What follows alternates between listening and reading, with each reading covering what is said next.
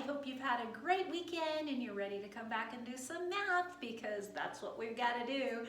We have finished with doing division. You'll probably say, woohoo, division takes a while to do, but you know, it's just a process you learn, and I'm sure you've become an expert at it by now. But we're moving on to what we're going to be doing for most of the rest of the year. A good portion of what we have here is decimals, and we've already worked with decimals some, but this is a special focus on decimals. So, you ready to do decimals? Turn in your book to lesson 106, and that is on page 696. I'm going to grab my pen here. All right, page 696 is the beginning of this lesson, 106, and the title says, Reading and Ordering Decimal Numbers Through 10 Thousandths. And you remember how we have written out before the chart of place value. If we have a decimal going this way in whole numbers, remember we have the ones place, the tens place, and then we have the hundreds place, and the thousands place, and the 10,000s place, and the 100,000s place, and you know how we keep going that way. Okay. Remember now also as we go this direction to the right of the decimal point, those are little tiny bitty pieces of number. These are whole numbers out here. Everything that direction is part of a whole number. It's a fraction of it, a little piece of it, okay? So the further we go that direction, the smaller the number gets, the smaller the piece. The further we go to the left of the decimal, the bigger the number it is, okay? That's why millions and billions and trillions are way down there. Okay, so remember that the first place value after the decimal is the tenths. And remember that is with a THS at the end, not tens, but tenths with a TH, okay? What's next? Do you remember? It goes the same way as it did here, just with a TH on the end. Hundred with a TH, hundredths, okay? The hundredths place. And the next place is the thousandths with a TH on the end, thousandths place.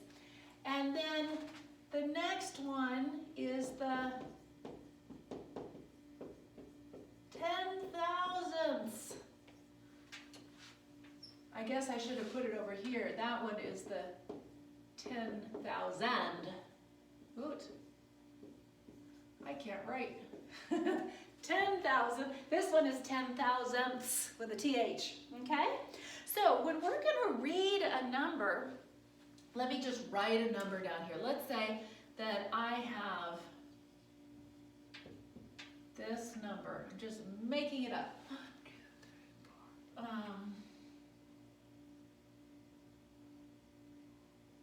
Let's do that number right there, okay? This is how I'm going to say it. I read everything that comes up until the decimal, 875, right? 875, and when you get to the decimal is where you say and, because this is the little piece that's being tacked on the edge, 875, and now we read this number, 462, and I'm going to call it 3 places over, so it's 1, 2, 3 thousandths, 462 thousandths. So 875 and 462 thousandths. That's how we would say that number. Does that make sense? Okay. Now you have a chart that's like this in your book on page 697. So take a look at that chart. If you forget these names, you always have that spot. You can go back and look at it, page 697 in your book, okay?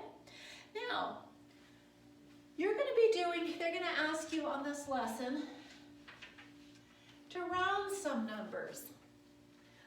let's say you have a number that is, I'm going to make one up. 3 and 415 thousandths. Okay. On this lesson, the only rounding they're going to ask you to do is to round it to the nearest whole number. So let's think about what the nearest whole numbers would be. It could be a 3 or a 4, and we have to figure out where is 3 and 415 thousandths. Which is it closer to? So 3.415, 3 and 415 thousandths. I want you to start getting used to saying the name correctly, because up to this point, I think most of you have said 3.415. I know what you mean. It works, we can communicate. But the correct way to say that would be 3 and 415 thousandths. So there's a really easy way to know which whole number it's closer to know which to round it to. Go to the first number after the decimal, 4. Is 4 more than halfway between, I'm thinking about between 1 and 10. 4 is less than halfway, right? So that means that all of this number is closer to the 3. I'd round down to 3. Now think about this one. I'm going to give you a new one. What about if the number was 3.581?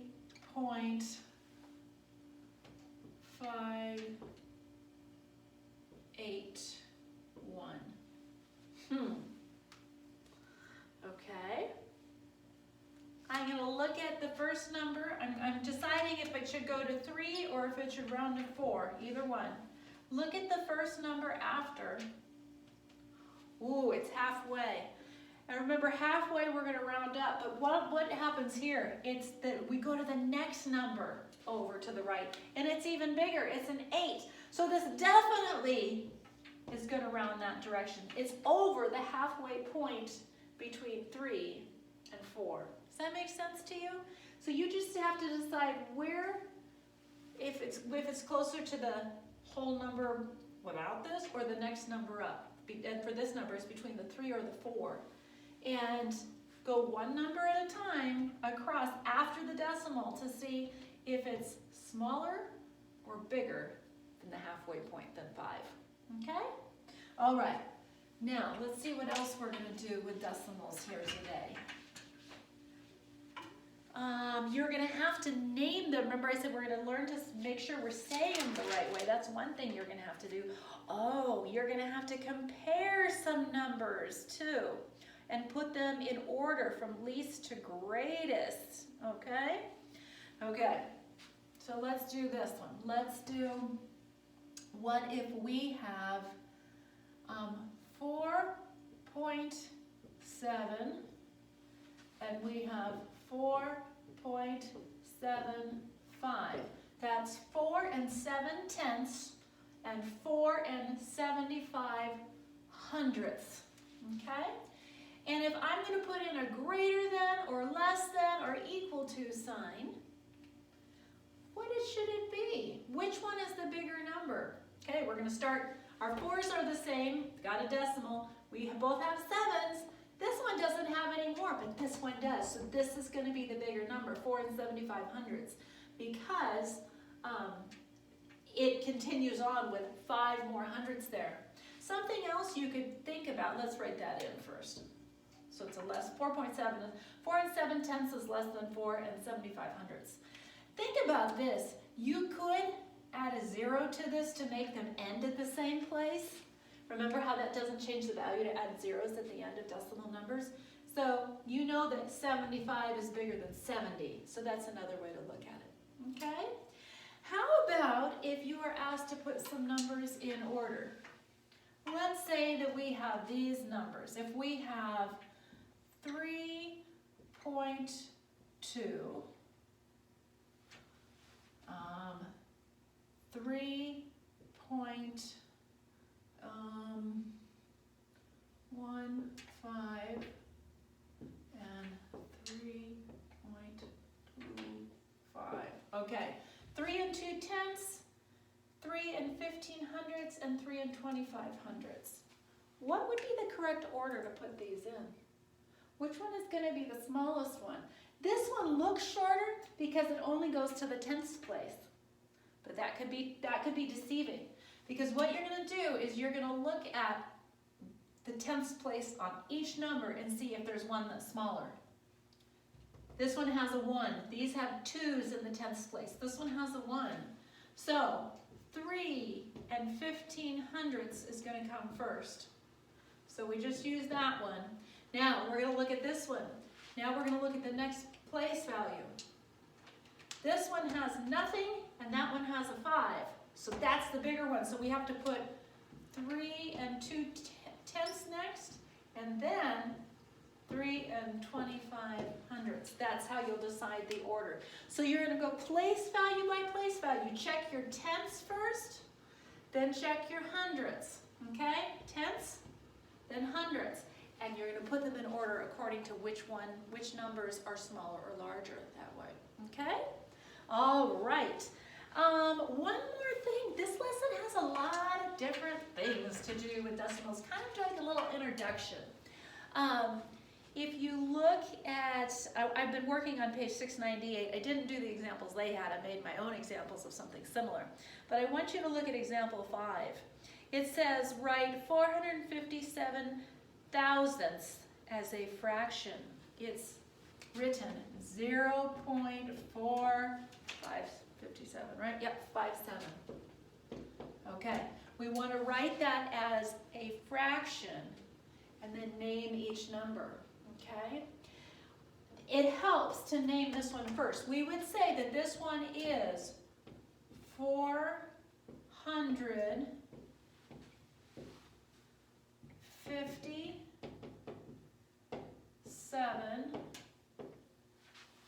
thousandths. Okay?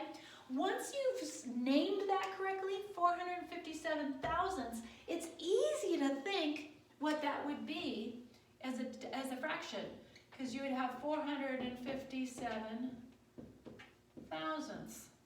There it is, written both ways. That's 457 thousandths, and that is 457 thousandths, written with a fraction line in it. Both of them are called 457 thousandths, okay?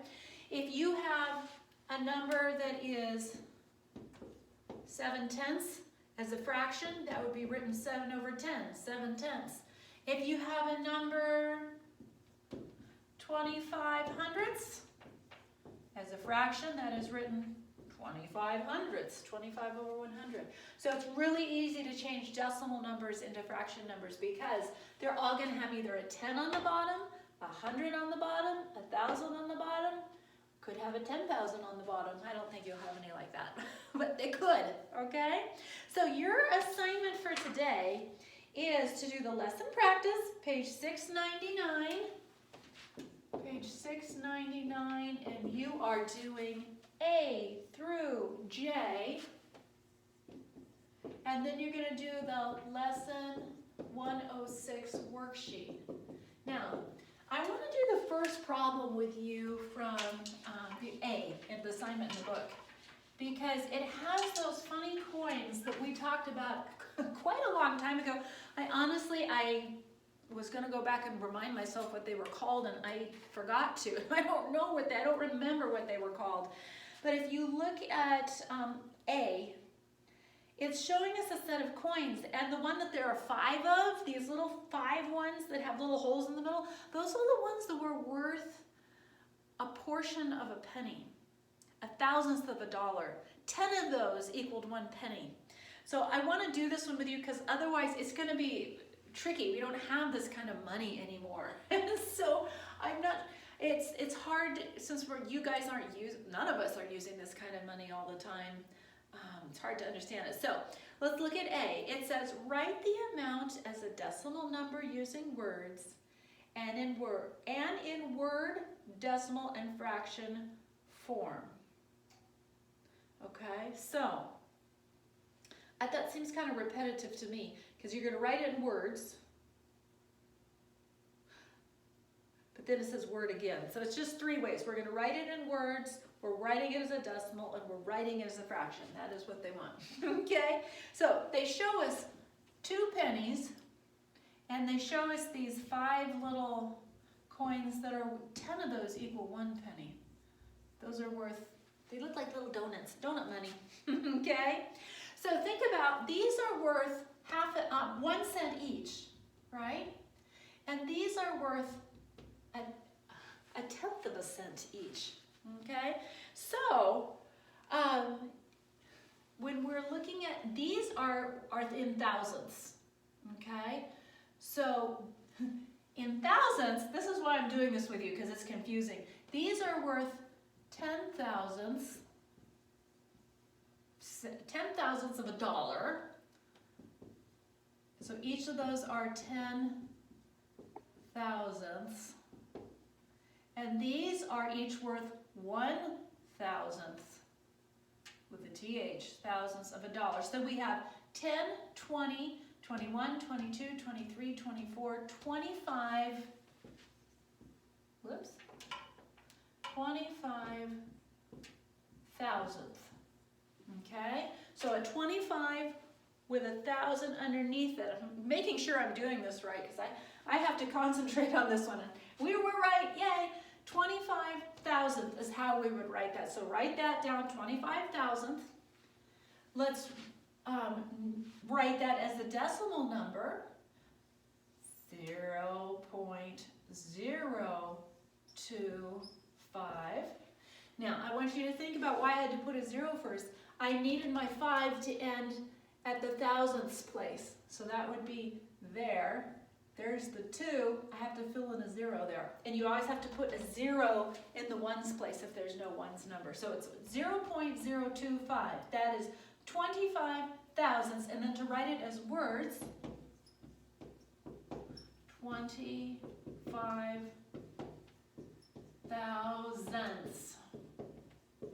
Okay? 25 thousandths with a TH. That is how you do A. And personally, I think that one's really confusing. It's the most confusing problem you're going to have for this assignment. So I just did it for you. So woohoo, freebie on that. The rest of what you have, B through J, you are writing words to name the numbers. You're rounding to the nearest whole number. We practiced that. You're comparing greater than less than signs for numbers. And you are taking a number that's written out like this and writing as an actual number.